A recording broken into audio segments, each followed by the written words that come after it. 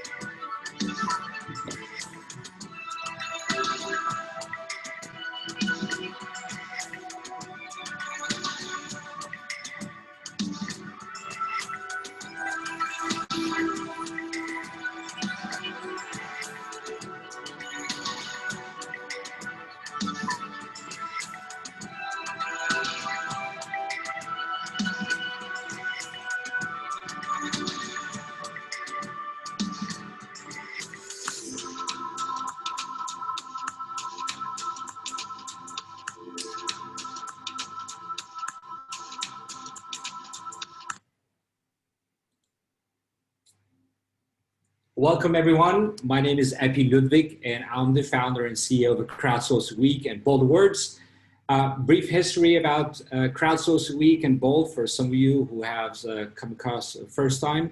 Crowdsource Week is in the 7th year now, and beside doing conferences in over 30 countries and 4 continents until late 2019, our focus has shifted with our services for our crowdsourced platforms and solutions, plus virtual roundtables like these, staying true to our core mission by powering breakthroughs together with our partners.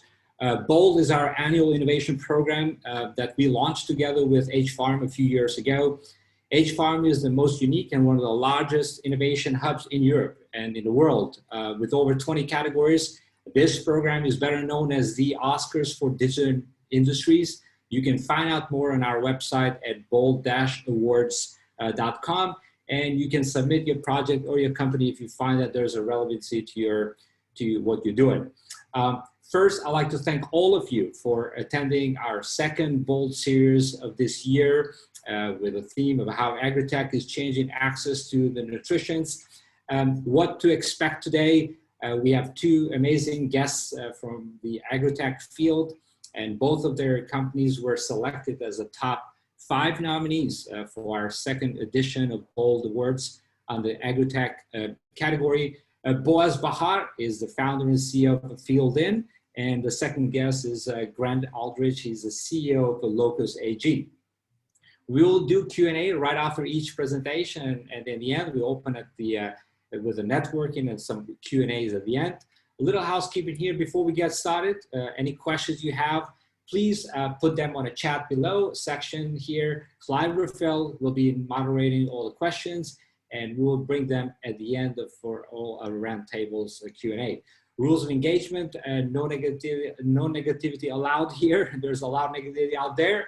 We want to make sure we're staying true and professional to ourselves.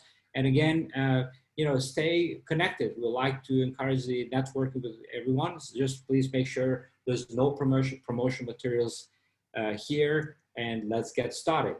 Where do we get started from here? So as I mentioned, we have two great guest speakers. They were being nominated last edition of the Bold 2 as the top 5 nominees. But I want to just give you a quick background. We get and I'll prepare some slides for you in terms of the Agritech.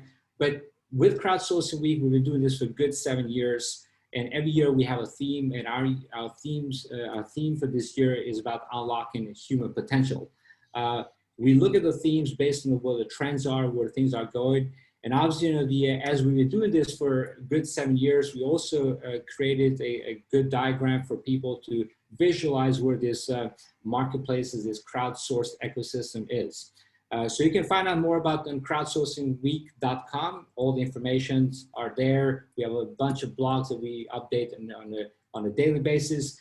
And in terms of Bold Awards, this program we started about 3 years ago with H-Farm. As I mentioned, H-Farm is a very unique innovation campus. It's based in outside of Venice, Italy. It's a very unique, its kind, is one of the largest.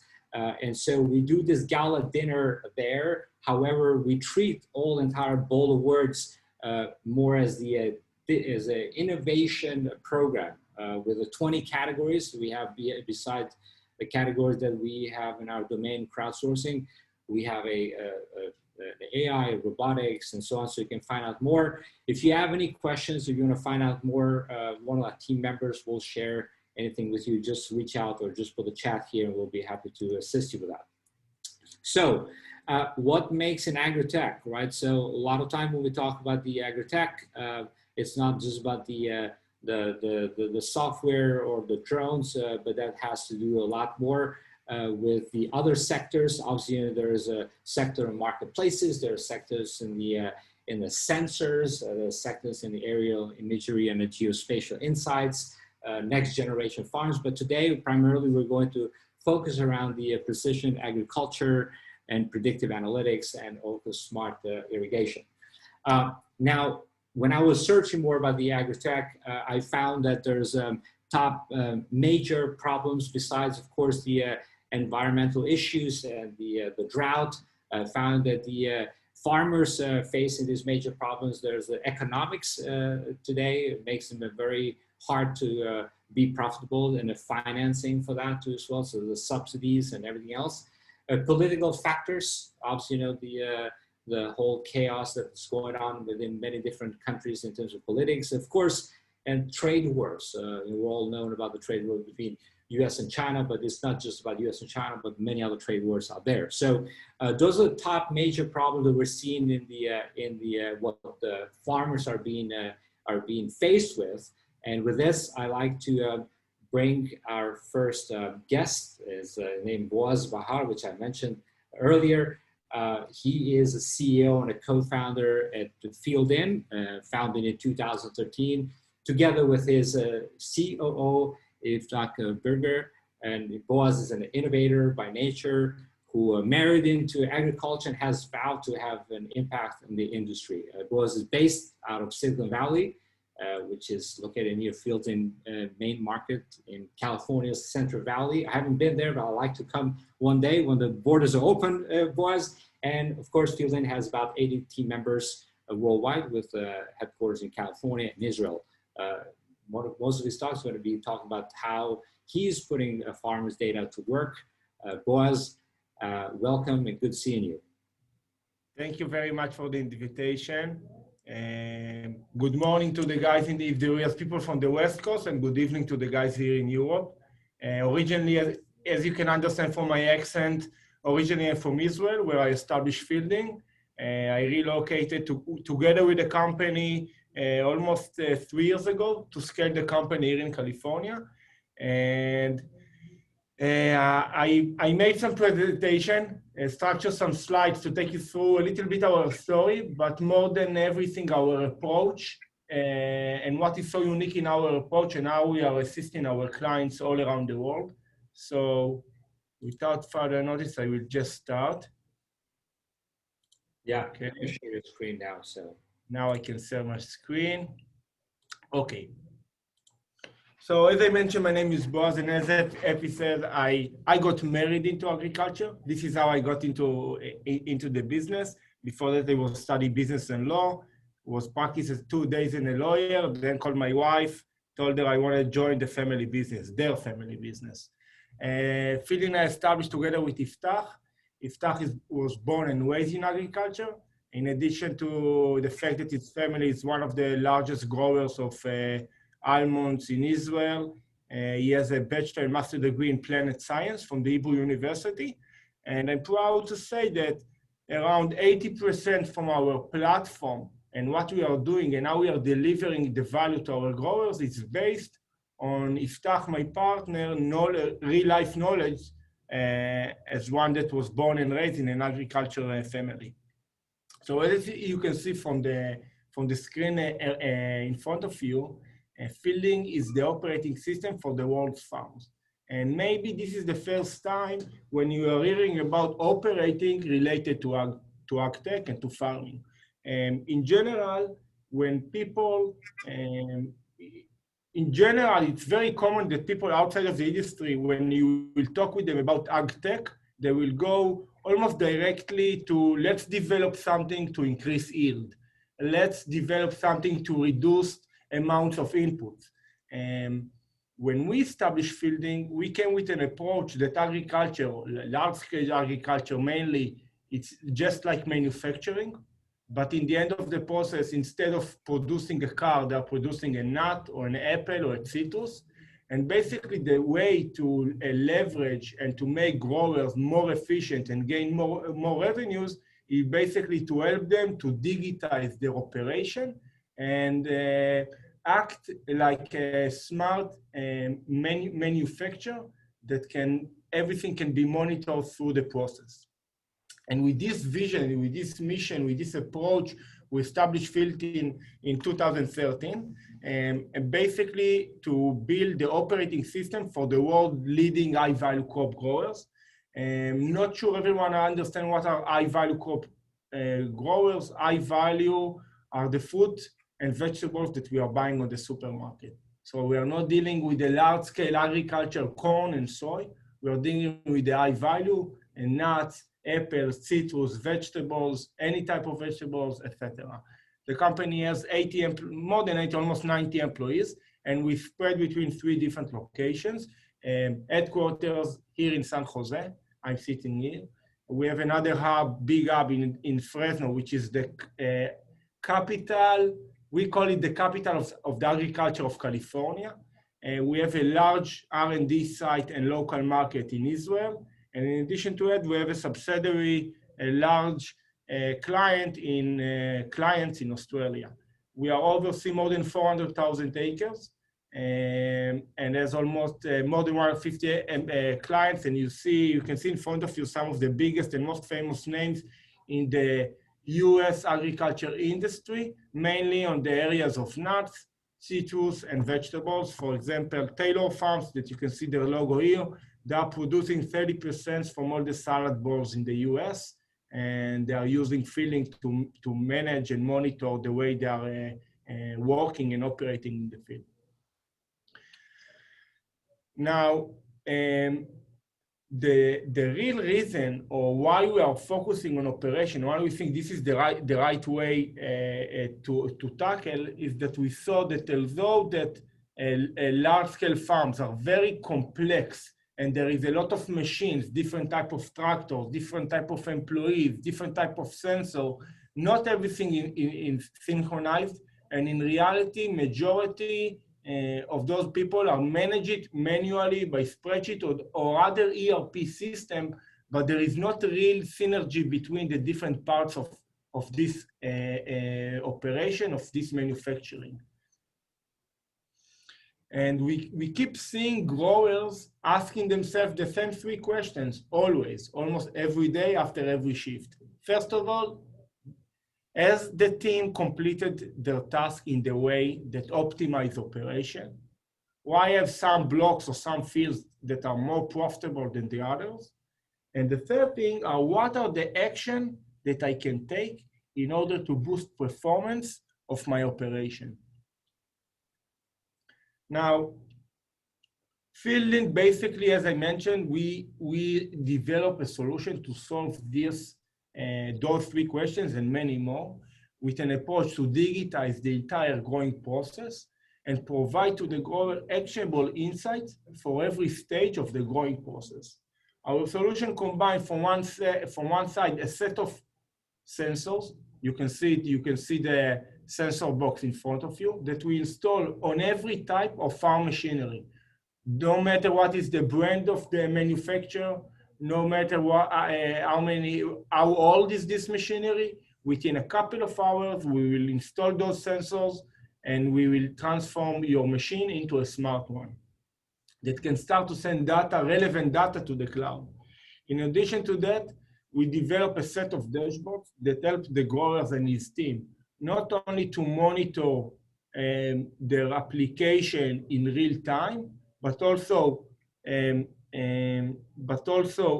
get recommendation, get alerts, and monitor in real time what are the tasks that's happening, what is the quality, what is the efficiency, get real-time alerts if something goes wrong, not as he recommended. And in the end, and this is, I think, one of our biggest strengths, we are analyzing the data, and after every shift, after every task in the field, we can get basically a benchmark to say where are this specific operation comparing to his region, comparing to the area, comparing to the gold standard of the industry. And by that, you can basically put targets to the growers and take it to the next level. Now, basically, we believe that there is not a real reason why not all farm operation and not all farming will run like a modern factory with the same flow, starting with the discovery, what is the status currently in the farm, analyze what is the benchmark of this farm comparing to the region, comparing to the area, comparing to the gold standard, define goals based on what we know other growers and other practices can do, but from the other hand, understand what is the capabilities of this specific farm. Because, for example, a 500-hectare farm with 5 machines, 5 tractors, where we'll have different capabilities than a 500 hectares farm with 15 machines, for example. So define goals that the growers really and his team can meet, and then send them actionable insight through the season so they will be able to become better and basically implement the different insights that we are providing them. And of course, this loop is closing on after every task that's happening in the farm. Now, the reason why we are tackling it now, it's a lot about what you are saying in front of you in the graph. This is basically the production cost, which not related to yield, not related to the agronomy. They are a cost that no matter what you are going to spend, operational cost to make the growing. So over it's per 1 acre. And you can see how in 2012, a grower, in this case almonds in California, was paying $2,000 per acre for operation cost. And because of the increase in minimum wage and manpower and overtime and cost of fuel and input, you can see how in less than 10 years, the cost of production was almost double. And now when you're thinking or when you're talking about growers, this is one of the top things to handle, together with the shortage of finding right employees. It's basically tied together and bring the market to look and seek for solution like fielding. So in order to basically to fight this increase in production cost, farmers are trying to adopt technologies to make them more efficient. In parallel, we are seeing a lot of regulatory pain and basically demand from the growers. I always said since day one that one of the biggest pillars to adopting a technology is more regulation from governments, because if there is regulation, it means the growers or any other person need to file data inside platform to save them. This is most of the cases of adding regulation. And when people need to enter data, they need solutions to do it for them or with them. Now, today there are different approaches how to improve operational health. You can use subcontractors to spray. You can reap orchards that are not producing enough. You can sell all the equipment. You can reduce shift time. You can improve operation. And basically, fielding is in those areas to help the growers to improve operation by setting operational goals and reducing shift times. We believe that those three are the main that can inflect the bottom line of the grower and is making money. Now, I know we don't have a lot of time, so I will use a couple of more minutes just to share with you a short case study that demonstrates better than what I said, how we are helping our growers. And in this specific case, how we help a specific growers to gain 25% more acres, cover 25% more land in every shift, thanks to the work with fielding. So it's starting basically over here. You can see the shift of the grower as one of the skins of the system. And from the left, you can see the system analyze automatically what was actually from one shift of 7 hours and 14 minutes, how much from the entire shift this specific operating was spraying, and how much time he was doing other things. And basically over here on the bottom, you can see the decimal speed, how many kilometers per hour this specific operator was driving. And now we are analyzing, after the shift, we are analyzing what is the efficiency or how was the shift was managed. And then when we analyzed and compare it to the industry benchmark, we saw that these specific growers, the shift edges from start of the shift to real walking in the field is longer than the average in the region. We saw that the breaks and stop within the shift are higher than the industry benchmark for operation in its size. And we saw also that this refill time to fill more water in the machines also is higher than the average. And basically, in this point, we gave the grower the goals, where he stands and where he should be.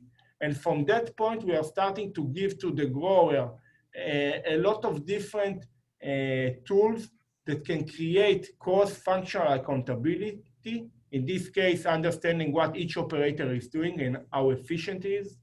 Then send real-time, daily, weekly, and real-time reports that basically giving insight where is operation now and what he still need to do in order to achieve the goals that we agreed together, with different type of platform, all the way from the people on the field that can get real-time alert to the managers that will get in push notification reports once a day or once a week.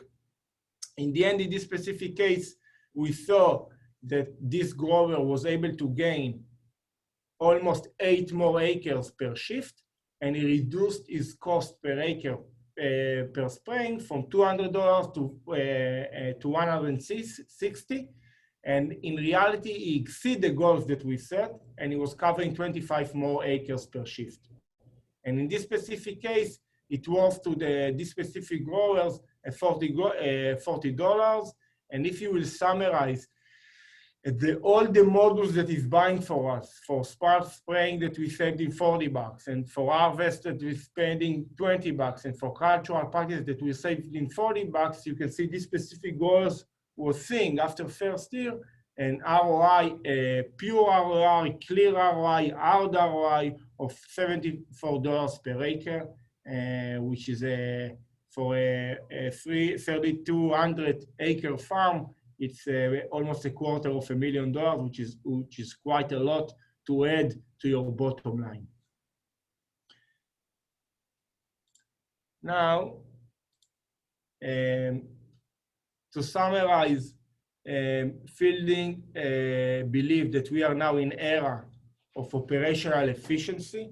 Think about, we are talking about sustainability, efficiency. Think about 25% less time in the field, how much it saves you in fuel, in manpower, in pesticides, and in other materials, because you're becoming more efficient. And by that, you're also helping the environment and helping the growers to meet the standard that the government are asking them regarding sustainability, et cetera, et cetera.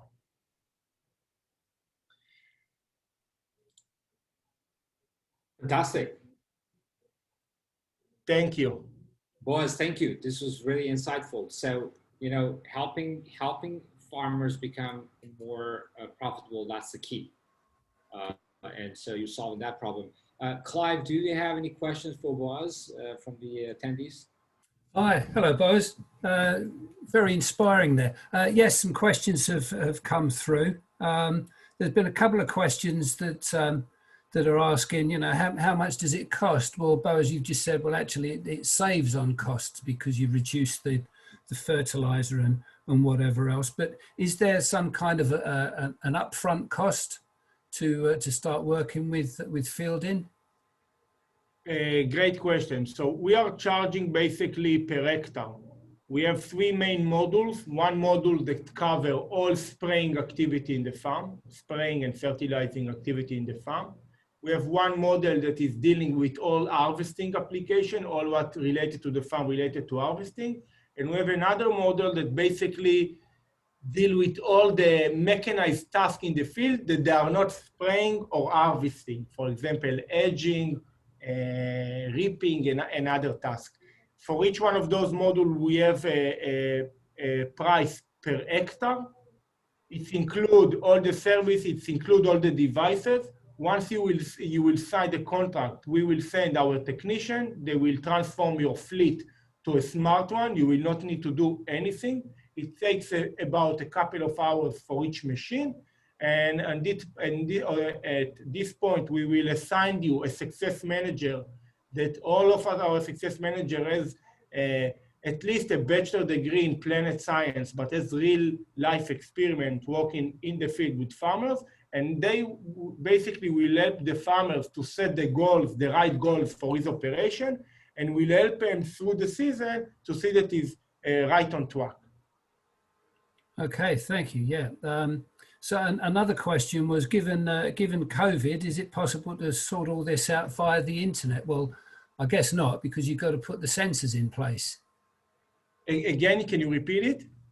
There was a question about whether everything can be, is it doable via the internet due to COVID? This is a great question, because on large scale, or in agriculture areas, not always there is like a cellular reception. So this month we passed the 4,000 device that we installed. It means there is 4,000 machines with our device that send data to the cloud. In some places when there is no cellular reception, you can use Wi-Fi and other technologies, or basically save the data inside the machines, and once they are getting into a place with data, they can start to send. You can save the data for almost a week of data inside the machines, and then you can send it back. So maybe you will not have real time, but still you will gain a lot of value from the system. Great. Is there any training for the farm hands, for staff necessary, or their work just carries on the same?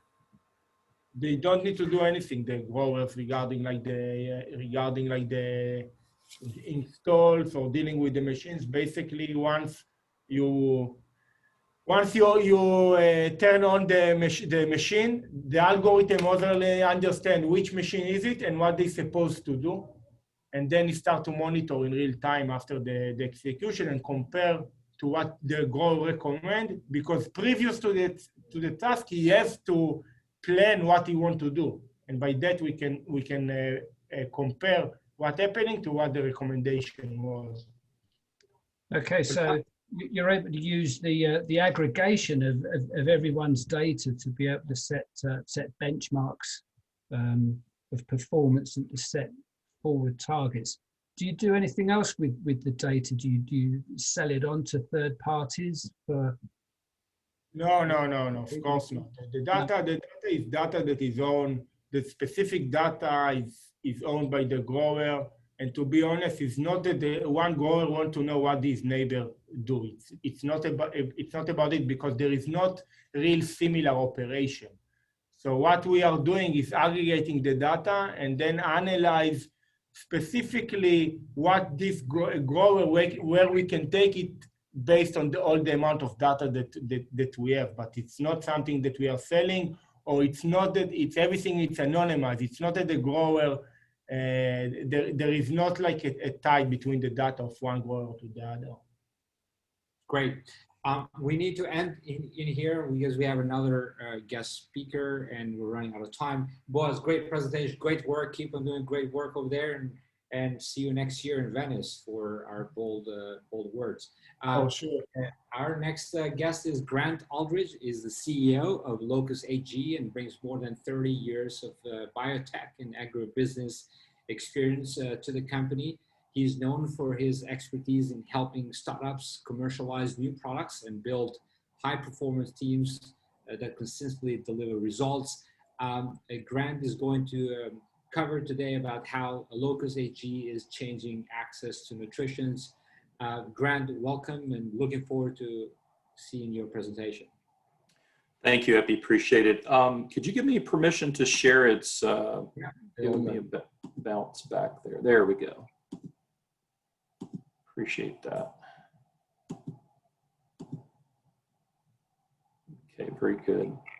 Well, thank you again. I appreciate the opportunity to participate in this webinar session, and I really enjoyed the presentation that you shared, Boaz. A lot of opportunity and interest, I think, even between our two companies. Again, my name is Grant Aldridge. I've been in agribusiness biotechnology for 30 years. Been a part of various startups. I've been with Locus actually a year this week, so very new to the company and headed up as CEO. I've known and worked with the company for about 5 years. We're a startup biotech. We are a B Corporation and also a member of the World Business Council on Sustainable Development. And really is our mission is centers around bringing new technologies and microbial solutions to agriculture. And so we're really excited to have an opportunity to share our story today.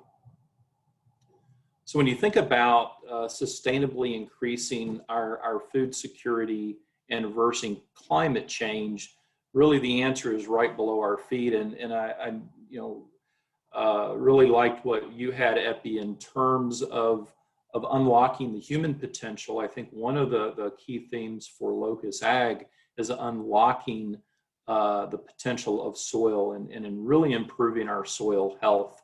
And that's really our mission and what we strive for as a company, really servicing growers. We work within high-value specialty crops.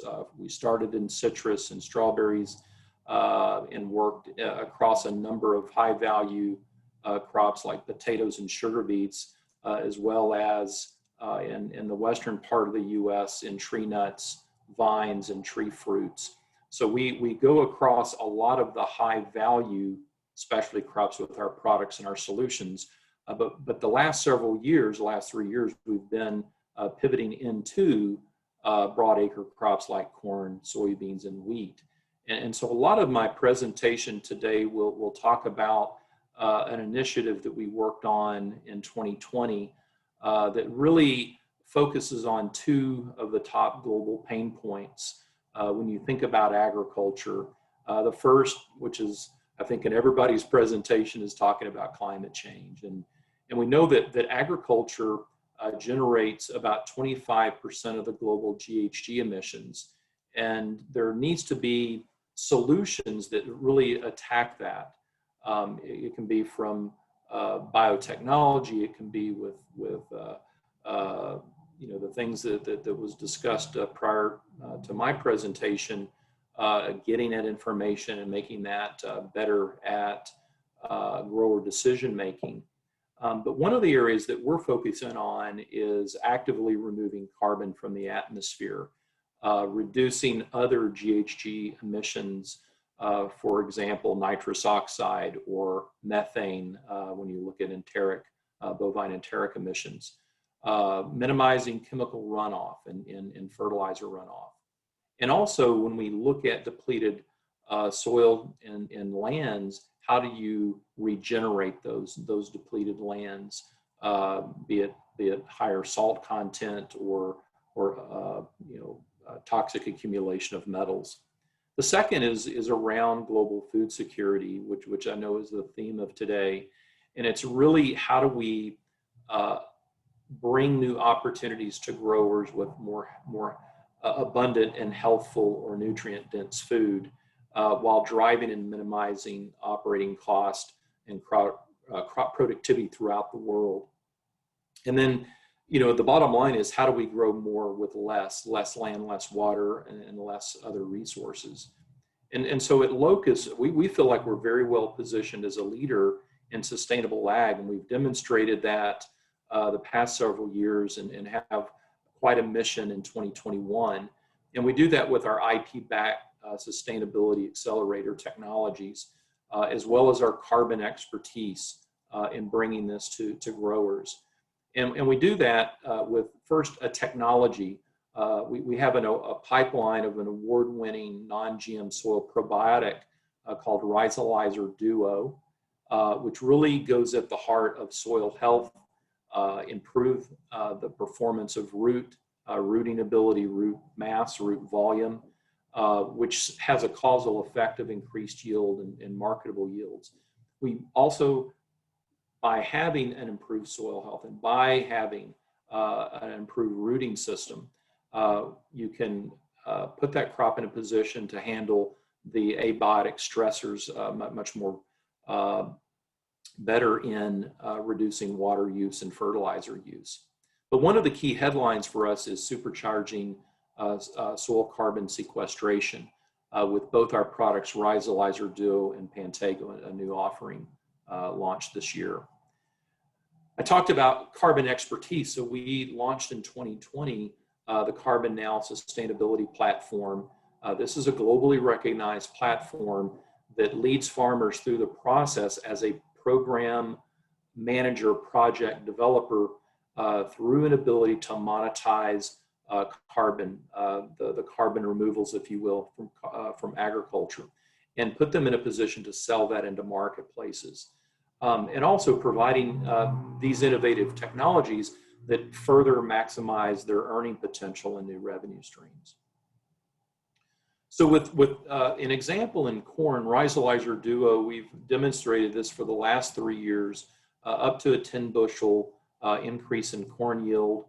We've demonstrated an ability to reduce the amount of chemical fertilizers, in particular nitrogen, and still maintain or actually increase yields by just a better utilization of fertilizer. We've demonstrated very consistently an ability to sequester more carbon in corn, up to 3 metric tons per acre annually. And then one of the big discoveries that we've made with our technology, all done through third parties, is the reduction in soil nitrous oxide emissions. And so when you really combine these various areas of performance benefits or reduction in GHG, where there's a market, a grower can realize between a 4 to 5x return on investment. And we also see that there's opportunities for improving and delivering local jobs. So we deliver a new marketplace, new environmental markets, and allow growers to participate in some of these higher value food and feed marketplaces. And for us, it really starts with the root. Our technology increases, as I mentioned, root mass and root volume, increases the overall surface area. You can see on the top panel performance in corn. We see a 24% increase with our technology compared to a grower standard. And then we really cut our teeth and developed our thesis in Florida citrus, which is ravaged by citrus green or HLB disease. And we saw a substantial increase in yields where those groves were in great decline. We began to take those groves back up because we were improving the soil health and the rooting mass of that crop. I mentioned an example where we can grow more food and feed while using less fertilizer. And this is an example of a trial with a third party where we increased yield when we reduced fertilizer by 10%. So the grower standard was around 230 bushel for a very high corn yield environment. And then by the application of Rhizolizer at the same fertilizer rate of application as grower standard, increased yield by 9 bushel. But when we reduced the fertilizer by 10%, we still maintained the same yield over the grower practice. And when we even went further with a reduction in nitrogen by 20%, we were essentially numerically at the grower's practice. So this is an area that we see as a big benefit to growers as they're looking to reduce their fertilizer inputs. And as you know, fertilizers contribute between 75 to 80% of the nitrous oxide emissions in our environment. So we increase carbon sequestration in corn and soybeans. And this is an example from our 2020 trials where Rhizolizer Duo showed upwards of a 2.6 metric ton CO2 equivalent per acre. And then in soybeans, a little north of 1 metric ton of carbon sequestered. With our new product called Pantego, it's a completely different microbial, it's a yeast-based microbial. We showed an increase in corn, but we really showed a pretty significant increase in soybeans of 0.8 of a metric ton per acre. And so when you think about a corn soybean rotation or rotational types of grower practice, cropping practice, it gives a grower opportunities when they're rotating with those crops to continue to sequester carbon over years. So I mentioned nitrous oxide. We had a couple of studies with third-party universities. The first was with Dr. Katie Lewis at Texas A&M University in potatoes. She also did citrus and corn for us. And we showed an 87% reduction in nitrous oxide emission in potatoes. And we did a follow-up study with Dr. David Clay at South Dakota State University in greenhouse and showed a statistical significant reduction in nitrous oxide by 32%. We further did a field study with Dr. David Clay in 2020 and saw upwards of 75% reduction in nitrous oxide, and that also was statistically significant. So that's a big, big impact when you look at corn ethanol industry and some of these others that have penalties in the GREET model. If we can reduce that impact and that cost, it has a big impact to the industry. We've been across a lot of crops where we've measured out in California where Boaz is located in almonds and grapes.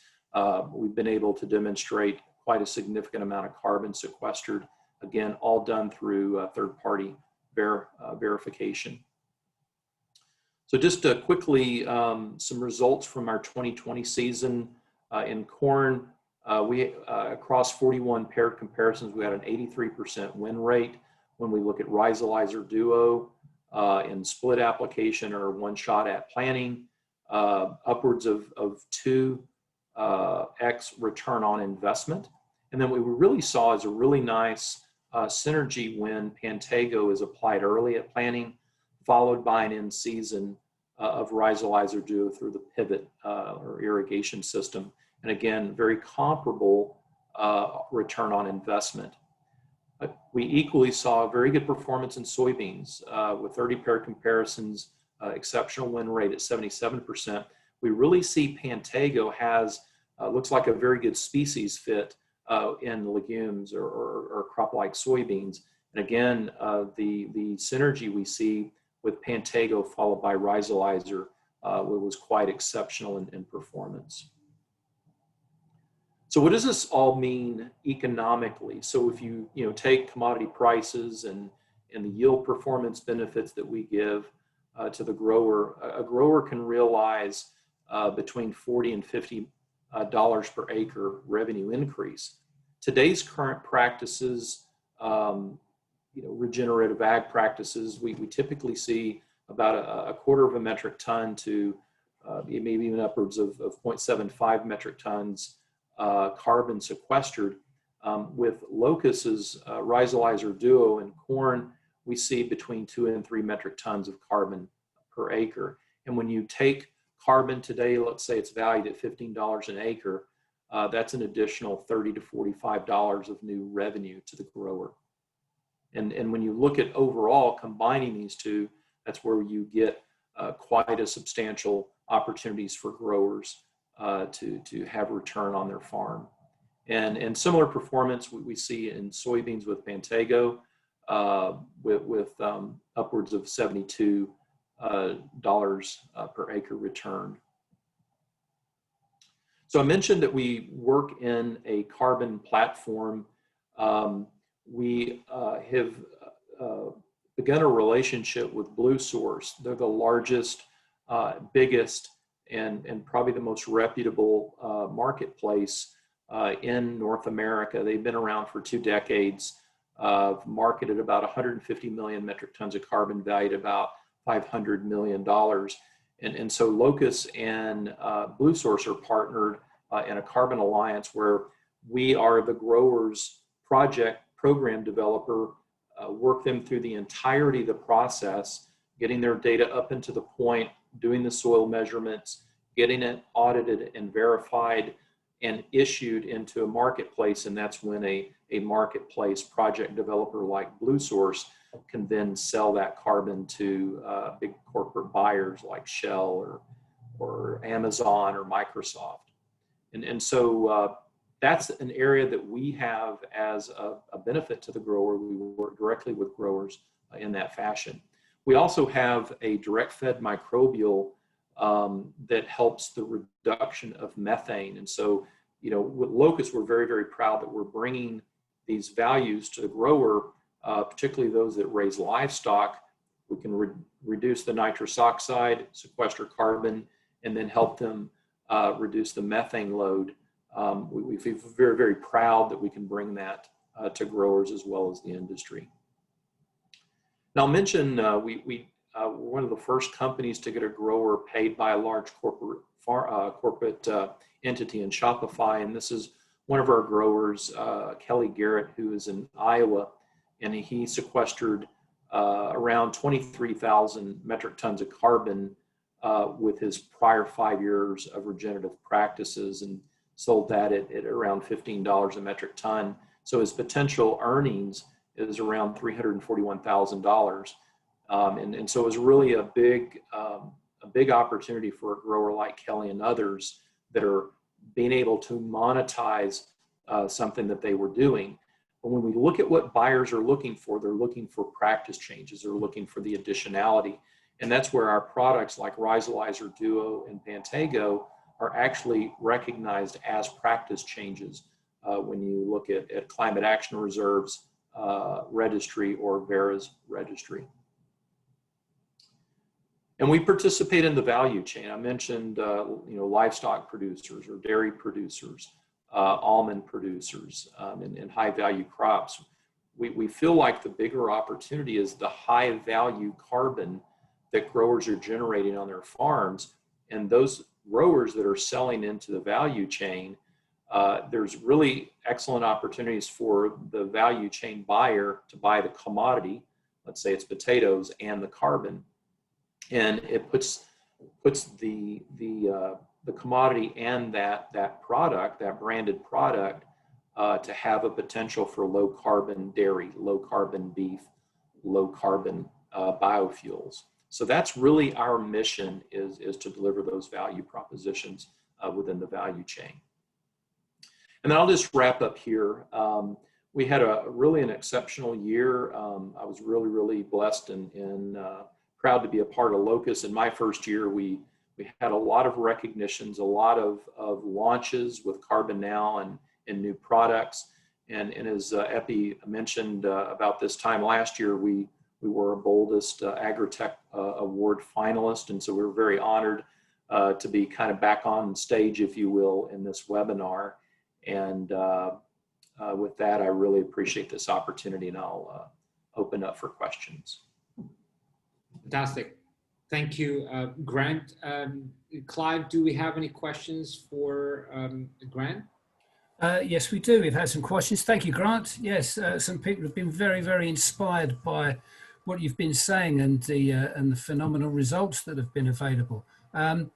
Just a comment here that someone's mouth is dropping. If only they knew about what a great business you've got there. Does Locus operate outside of the US? Today, we're currently only in the US due to registration of products, but we are currently registering across a number of continents, including Europe, including LATAM, as well as Canada. So we're in process of having products registered actually as we speak. I think one of our audience has got plans for you to maybe adopt a whole Greek village. Have you got any other people are asking about specific types of crops? Someone was asking about olives and fruit. Well, you mentioned that with your work in California, and your chart mentioned grapes and cherries and what have you. But do you have experience of working with cotton and bamboo, for example? We have worked in cotton for sure. It's one of our key primary crops, particularly in the U.S. We've not worked in bamboo at this point, though we do have a citrus grower that is growing bamboo as a value added crop. And I do think we did a trial in 2020, an initial trial in Florida on bamboo as a kind of a nursery stock evaluating germplasm. Okay, yeah. Seems to me it was almost a strange question to ask. I mean, I thought bamboo was one of the fastest growing things that there is. It's an amazing crop, absolutely amazing. 3 crops a year naturally. I mean, doesn't sound it needs that much of a turbo boost, but there you go. Someone was asking if you could explain a little bit more about the value proposition that you put up in one of your slides, and in an applied example. Sure. Yeah, I'll give kind of an interesting example. Dairy, grass-fed dairy can be organic. We have organic offerings with our technology as well. So you can apply our product to pasture grass, and so when we think about the value proposition is improving the soil health, improving the tonnage of the grass performance, but also the nutritive value of that grass, higher protein. So you have an ability for maybe an improvement in rotational grazing and overall, carrying number of head on that acre. So that's kind of the feeding aspect of that. Our product could go on the dairy silage corn that is fed to let's say to that dairy herd, and our product could be on there. So you've got actually 2 shots on goal where we can reduce have the sequestration of carbon or the reduction in nitrous oxide, and that is a part of the valuing of a quality carbon. Global industry can buy cheap carbon. They can buy agroforestry carbon or solar or wind. That carbon exists today. Those exchanges exist today. But we feel like the value chain buyer who buys the commodity, let's say they're buying that milk that goes into various commodities, where you have a measurement that we actually did sequester carbon and we have these other co-benefits, say it's a reduction in water, improvement in nitrogen, and all of this basically builds a higher quality carbon. That value chain buyer, the commodity, can also buy the carbon, and that puts them in a position on their branding of having a low carbon block of cheese, gallon of milk. So that's kind of a clear example, but I could go to biofuels, I could go to beef, you can go to these other verticals. You could go to almond milk. Danone, let's say, is wanting to buy the commodity and the carbon generated on that acre of almonds. Boy, that's talking about added value. Yeah. It is, yes, sir. Is there any part of what you do to help farmers improve their performance that comes to be of concern to regulators? Regulation from what vantage point?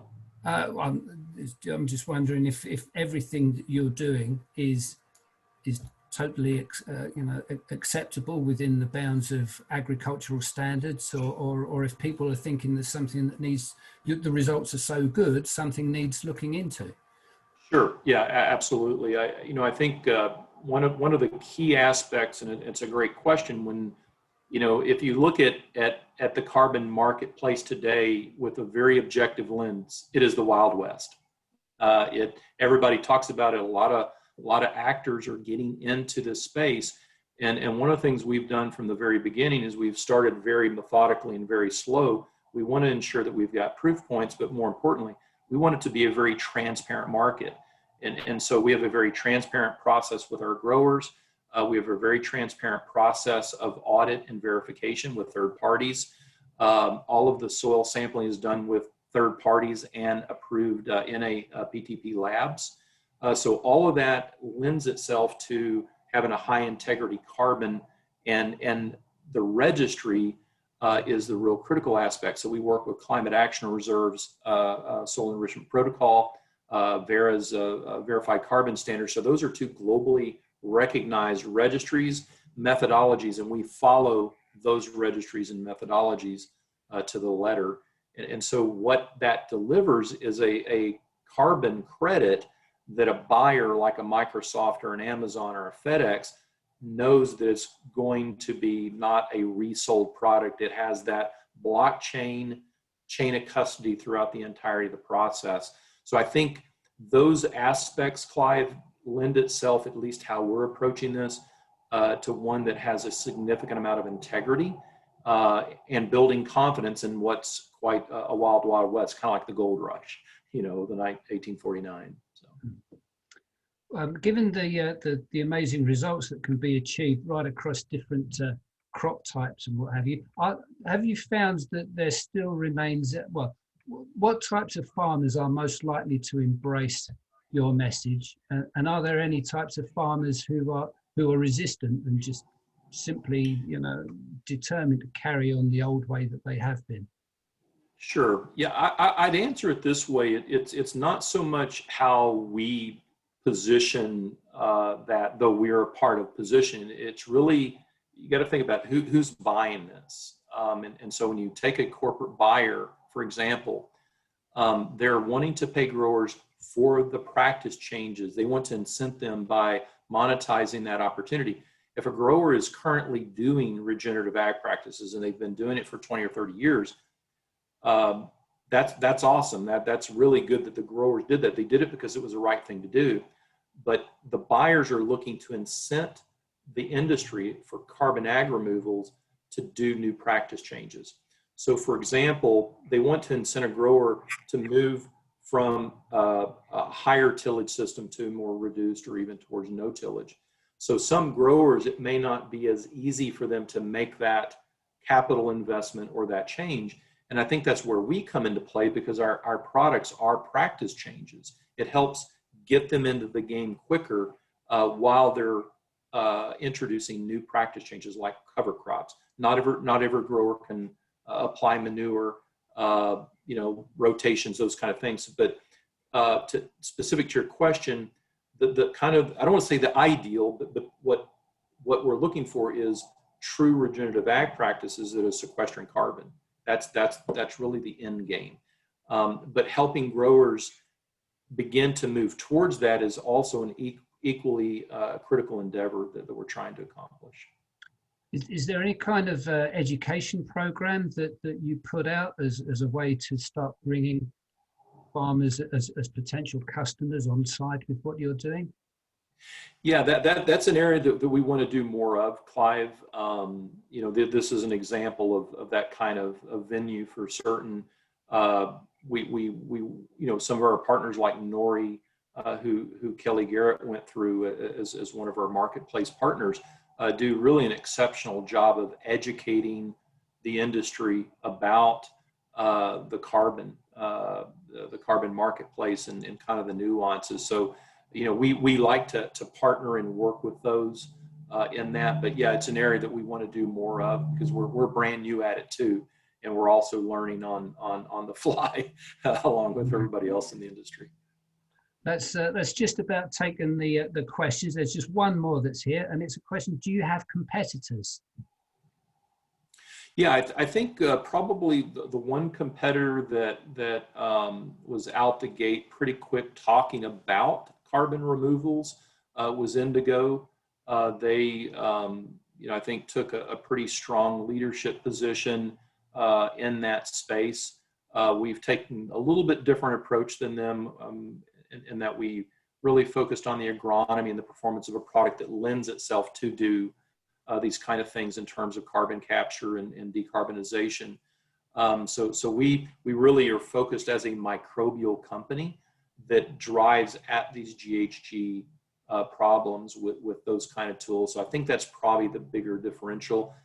There's other microbial companies. I think I would kind of consider ourselves certainly leading in the area of soil amendments with microbials that do and perform in the areas of GHG. I don't think I've seen anybody to have those claims. There's those that I think Pivot Bio is a really good company with their Proven, which is essentially a nitrogen fixing type product, but that's, you know, I don't know if there's a GHG market for that per se. Great. Well, thank you. Thank you, Grant. This was great, great work. Looking forward to seeing you next year in late March for a gala dinner at the Advantage and H Farm. Love it. That's it, guys. Thank you. This is our first Agritech Bold Series. We'll love to do one more towards the end of the year. So look out for those emails. Join us next week, the same time on Thursday, April 1st, where we'll be talking about corporate crowdfunding under the Crowd Session series. If you'd like to sign up, one of our team members will put the link below here.